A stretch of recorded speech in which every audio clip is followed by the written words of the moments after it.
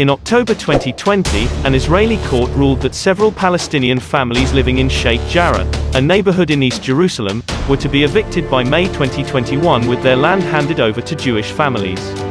In February 2021, several Palestinian families from Sheikh Jarrah filed an appeal to the court ruling and prompted protests around the appeal hearings, the ongoing legal battle around property ownership, and demanding an end to the forcible displacement of Palestinians from their homes in Jerusalem.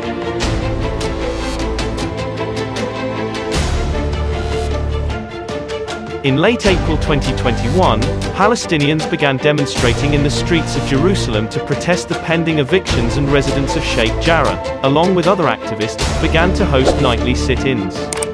In early May, after a court ruled in favor of the evictions, the protests expanded with Israeli police deploying force against demonstrators.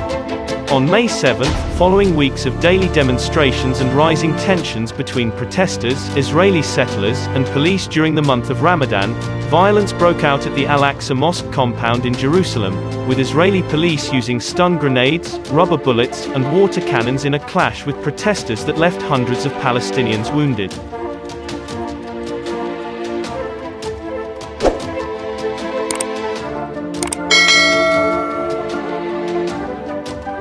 After the clashes in Jerusalem's Old City, tensions increased throughout East Jerusalem, compounded by the celebration of Jerusalem Day.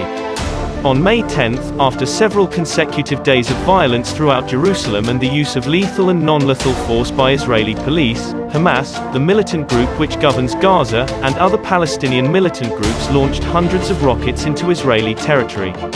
Israel responded with airstrikes and later artillery bombardments against targets in Gaza, including launching several airstrikes that killed more than 20 Palestinians.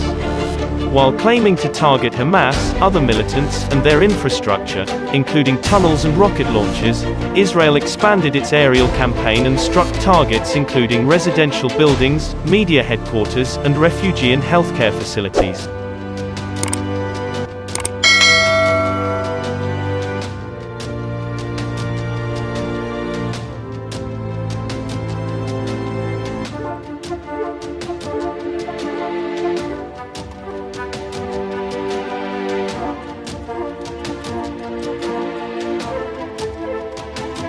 On May 21, Israel and Hamas agreed to a ceasefire brokered by Egypt, with both sides claiming victory and no reported violations. More than 250 Palestinians were killed and nearly 2,000 others wounded, and at least 13 Israelis were killed over the 11 days of fighting. Authorities in Gaza estimate that tens of millions of dollars of damage was done, and the United Nations estimates that more than 72,000 Palestinians were displaced by the fighting.